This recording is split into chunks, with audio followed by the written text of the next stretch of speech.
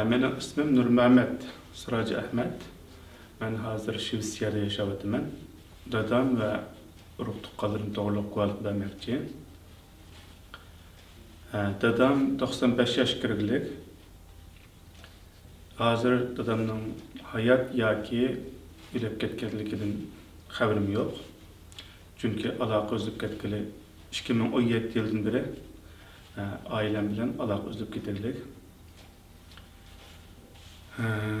Apam kız akıp ketken 2005'te. Akam ismi Gulam Ahmet. Xoten Naya Sağızgül yeza, Sağızgül mahalleden 53 yaş kirgilik. Akam bilen mo 2017'den beri alaka özlüp ketirlik. Alaka yok. Akamның nerede ikenligini bilmeyme. İkinci akam ismi Abdülad. O muhtemelen Naya Sağızgül yeza, Sağızgül mahalleden. Bu yıl 49 yaş kirgilik. Akamның nerede uqmayma.